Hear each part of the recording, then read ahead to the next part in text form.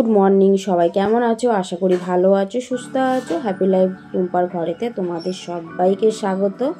তো সবাইকে জানাই অসংখ্য ধন্যবাদ। আমার ভিডিওটা যারা সময় ধরে দেখছো তাদেরকে অনেক অনেক ভালোবাসা, আন্তরিক শুভেচ্ছা। তা যাই হোক, দেখো আমি তোমাদেরকে একটা কথাই বলবো, আমরা সবাই সবারই পাশে যদি না থাকি তাহলে কিন্তু আমরা কখনো এগিয়ে যেতে পারবো না।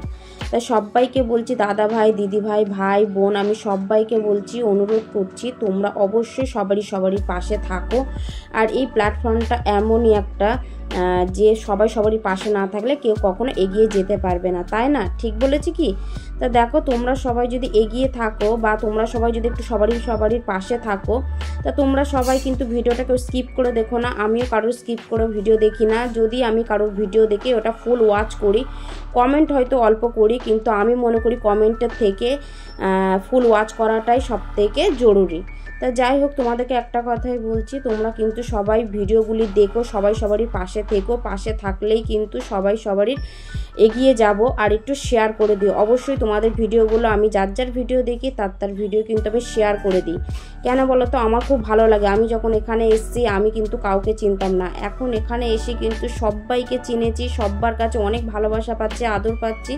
তা তোমাদেরকে হাত জোর করে বারবার বলছি যে দেখো দাদা ভাই, দিদি ভাই, আমার এই সাবস্ক্রাইবের যা দাদা ভাই, দিদি ভাই, ভাই বোন আছো, তারা অনেক ভালোবাসা দিচ্ছ, অনেক কমেন্ট করছো, সুন্দর কমেন্ট করছো।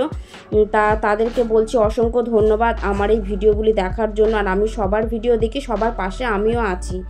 আমি আর আমার হাজব্যান্ড কিন্তু তোমাদের পাশে আছি। তোমরা নিশ্চয়ই জানো আমি অপারেশন হয়েছি, কিন্তু আমি অত কারোর ভিডিও দেখতে পারি না, আমি টিভিতে দেখি। তোমরা নিশ্চয়ই জানো, যারা আমার নতুন আছো, পুরনো আছো।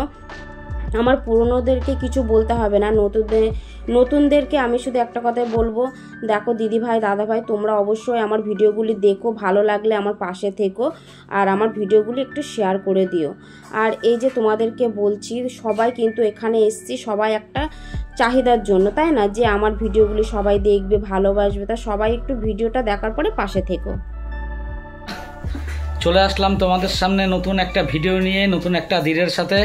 হ্যাপি লাইফ টুম্পার পরিবারে তোমাদের সবাইকে স্বাগত। এখন আমি বেরোবো, মানে আমরা বেরোবো। আমি টুম্পা মেয়ের স্কুলের বইটা কিনতে যাব।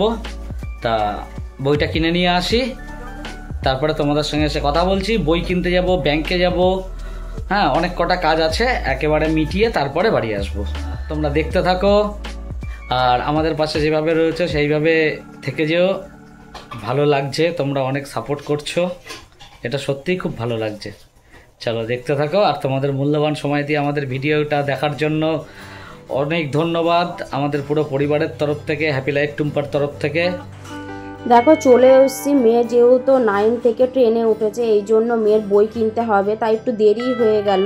তাই আজকে সুব্রত বাড়িতে আছে বলে তাই মেয়ের বই কিনতে চলে আসলাম। আসলে কি বলতো, একা বেরোতে পারি না, বাচ্চা মেয়ে, ওকে নিয়েও বেরোতে পারি না, একটু অসুবিধা হয়। যেহেতু আমার এখনো পর্যন্ত শরীরটা খুব একটা ভালো হয়নি, তাই জন্য সুব্রতকে নিয়ে এই কাজগুলো করতে চলে আসলাম। আসলে বই কিনতে আসলাম, যা বই ওর ম্যাম লিখে দিয়েছে, বুকলিসে যা দিয়েছে, চেষ্টা করলাম ওই বইগুলো কেনার।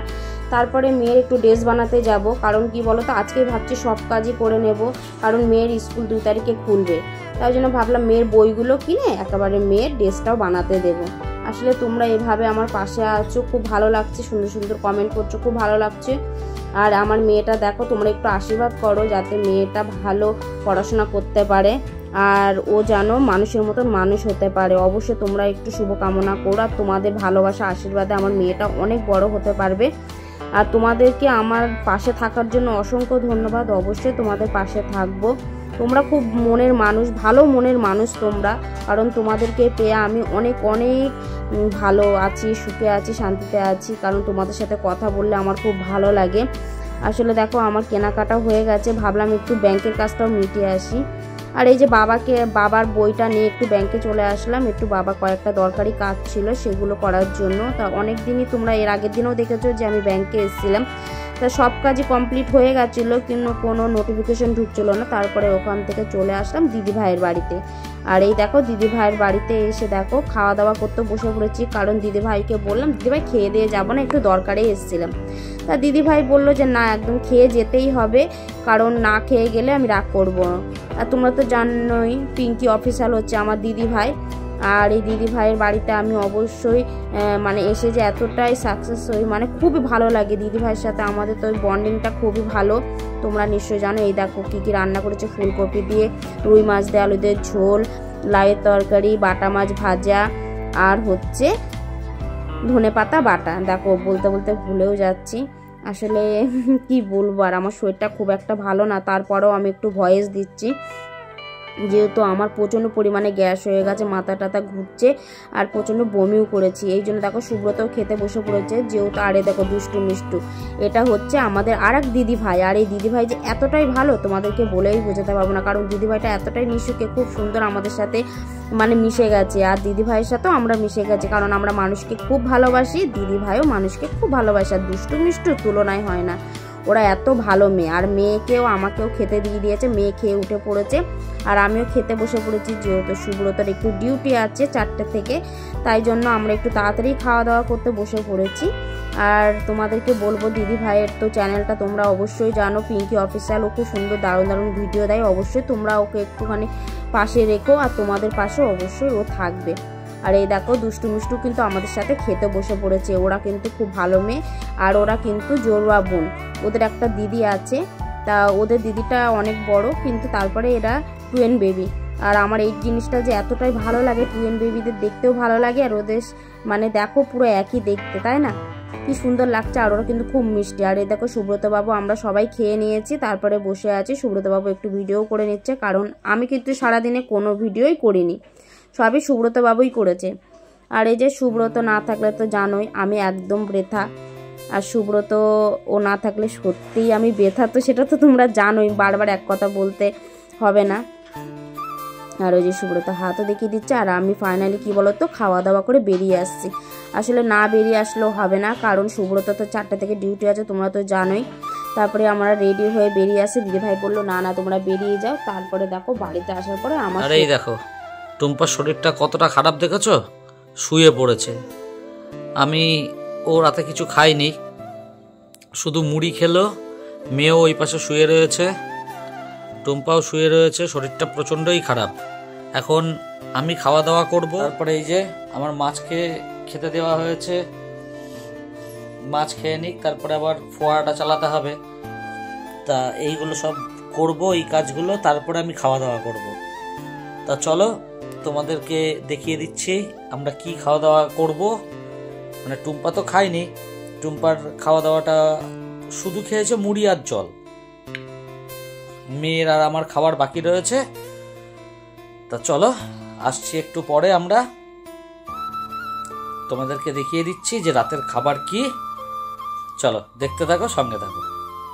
বিকেলে দাদার বাড়ি থেকে আসার পরে তোমাদের সঙ্গে আর দেখা করা হয়নি, আর ভিডিও করাও হয়। আমি একটু কাজে চলে গেছিলাম, তারপরে বাড়িতে আসলাম, বাড়িতে এসে দেখি টুম্পার শরীরটা প্রচণ্ড খারাপ, মানে এতটাই খারাপ মাথা তুলতে পারছে না, মাথা ঘুরছে, বমি পাচ্ছে, বমিও করলো গিয়ে। গ্যাসের ওষুধ খাওয়ালাম, বলছে পেটে ব্যথা করছে, মনে হয় গ্যাসের, দেখলে তো দাদার বাড়িতে কত কিছু খাওয়া দাওয়া হলো, হ্যাঁ, তা হয়তো সেই জন্যে গ্যাস হয়ে গেছে, ফুলকপি দিয়ে মাছ খেয়েছে, ধনেপাতা বাটা খেয়েছে, তা শরীরটা প্রচণ্ড খারাপ বলে ও আর ভিডিও করতে পারেনি আজকে। তা আমিও কাজে বেরিয়ে গেছিলাম, এসে এই আসলাম আমি কাজ থেকে কিছুক্ষণ আগে, এসে তোমাদেরকে শেয়ার করছি এই কথাগুলো। তা আজকে ভিডিওটা এখানেই আমরা শেষ করব, কিন্তু শেষ করার আগে রান্না কি হয়েছে আমাদের সেটা তো তোমাদের আর দেখানো হয়নি আজকে সারাদিনে। মানে আমাদের বাড়িতে কি রান্না হয়েছে, কি খাওয়া দাওয়া করেছি সেটা তো দেখিয়েছি, কিন্তু আমাদের বাড়িতে কি রান্না হয়েছে সেটা তো দেখানো হয়নি। আর আমরা দুপুরে বাড়িতে খাইও নি, যেহেতু দাদার বাড়িতে খেলাম দেখলে তোমরা।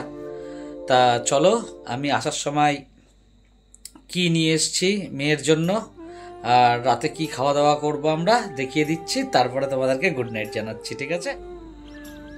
এই দেখো রাতের মেনু হচ্ছে এই যে বিরিয়ানি, আলু টালুগুলো সব ভেতরেই রয়েছে, মানে আলাদা ক্যারি ব্যাগে, আমি আর হাত দিলাম না, কারণ টুম্পার শরীরটা খুব খারাপ লাগছে বললো, মেয়েই খেতে দিয়েছে, আমাদের খাওয়া দাওয়া হয়ে গেছে, আর এইটুকুনি রয়ে গেছে সেটাই তোমাদেরকে দেখাচ্ছি। আর এই যে মাংস, এটা মা দুপুরে করেছিল, এটা আমরা কেউ খাইনি, রেখেই দিয়েছি। তা এই হচ্ছে আজকে রান্নার। ভাত তো রয়েছে, এই যে এর ভিতরে স্যালাড গুলো রয়েছে। তা এই হচ্ছে আজকে আমাদের রাতের খাবার, বিরিয়ানি, ভাত আর এই যে চিকেন। তো তোমাদের তো দেখিয়ে দিলাম আজকে রাতের মেনু কি আমাদের, বিরিয়ানি, চিকেন, ভাত, সেগুলোই রয়েছে।